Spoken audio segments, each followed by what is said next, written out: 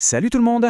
On a souvent l'impression que pour retoucher une photo, il suffit de claquer un filtre automatique et c'est réglé. Mais aujourd'hui, on va voir qu'on peut aller tellement plus loin. On va plonger dans Lightroom Mobile pour vraiment transformer nos photos, pas juste les maquiller. Allez, c'est parti, on explore ensemble comment donner une âme à chaque image.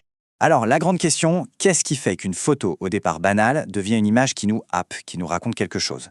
Eh bien, ce n'est pas juste une question d'outils ou de technique, non. C'est avant tout une question d'intention et de narration.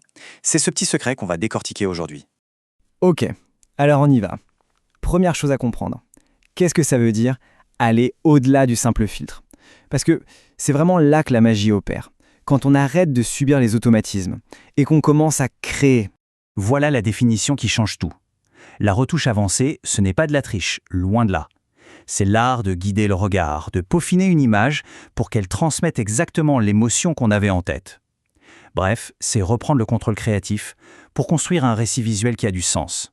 Pour y voir plus clair, et pour pas se perdre, on peut décomposer tout ça en 5 grands piliers. Pensez à ça comme les 5 compétences clés à maîtriser pour vraiment prendre les commandes de ces retouches. Alors, quels sont ces piliers? D'abord, on a les ajustements avancés. Ensuite, le recadrage et la composition.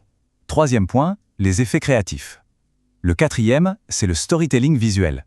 Et enfin, la cohérence et l'identité. On va regarder chacun de ces points pour voir comment tout ça s'emboîte parfaitement. Le premier pilier, ce sont les fondations. C'est la base de tout.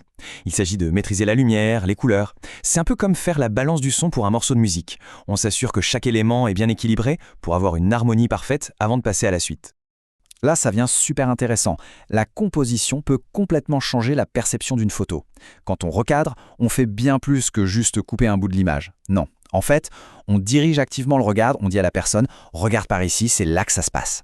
Et puis, bien sûr, il y a la touche artistique. C'est ici qu'on va pouvoir injecter un peu de personnalité. Un léger vignettage pour recentrer l'attention, un petit flou pour donner de la profondeur. Ce ne sont pas juste des gadgets, ils sont là pour une bonne raison, amplifier l'atmosphère de la photo. Et là, on arrive au cœur du sujet. Tous les réglages qu'on a fait avant, ils doivent servir à un but. Il faut toujours se demander pourquoi. Pourquoi des couleurs chaudes? Peut-être pour une sensation de nostalgie. Pourquoi un contraste très fort? Pour un effet plus dramatique. Chaque choix technique a un vrai impact sur l'histoire qu'on raconte.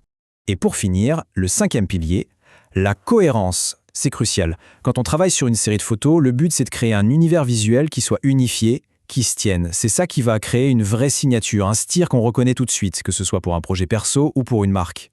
Bon, à cette théorie, passons à la pratique. On va voir maintenant comment ces 5 piliers s'appliquent de façon très concrète avec un exemple pas à pas. Allez, on va suivre une méthode toute simple en 5 étapes. Et pour ça, on va prendre l'exemple d'une photographe, on va l'appeler Chloé. On commence par les bases, ensuite on structure l'image, on y ajoute une touche de créativité, on compare et à la fin on s'assure que tout est cohérent. C'est un processus super logique et efficace. Chloé attaque avec le premier pilier. Son but, ce n'est pas de faire un truc spectaculaire tout de suite. Non, c'est de révéler les détails qui sont déjà dans l'image. Elle joue subtilement avec la lumière et les ombres pour donner du relief, de la profondeur. Étape suivante, le deuxième pilier.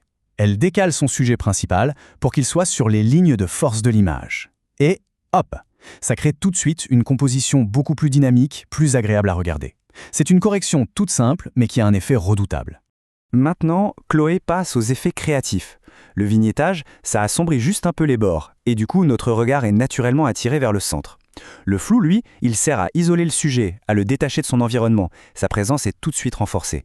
Pour la partie storytelling et pour la cohérence, elle applique un preset. Mais attention, ce n'est pas juste un filtre automatique. C'est un ensemble de réglages qu'elle a peaufiné ou choisi pour donner une ambiance de couleurs bien précise et uniforme à toute sa série de photos. Et voilà le résultat, c'est assez parlant, non? À gauche, la photo brute, sortie de l'appareil. Et à droite, une image avec une intention, une ambiance maîtrisée, une histoire qui se dégage. On voit bien la différence. La transformation est juste énorme. Et tout ça, c'est le fruit de cette méthode. Bon, tout ça c'est bien beau, mais maintenant, la vraie question c'est comment on fait pour raconter ses propres histoires à travers ses photos? Alors voilà une petite checklist pour se lancer. L'idée, c'est d'ouvrir ses propres photos et de suivre ces étapes. On ajuste les fondamentaux, on repense la composition, on ajoute une petite touche perso avec un effet, et le plus important, on compare l'avant, l'après, et on se demande « est-ce que ça raconte bien ce que je voulais ?» Finalement, il faut voir la retouche avancer comme un langage. Chaque réglage, c'est un mot. Chaque effet, c'est une intonation. Du coup, la vraie question à se poser, ce n'est pas « comment je retouche », mais plutôt « quelle histoire est-ce que je veux raconter ?»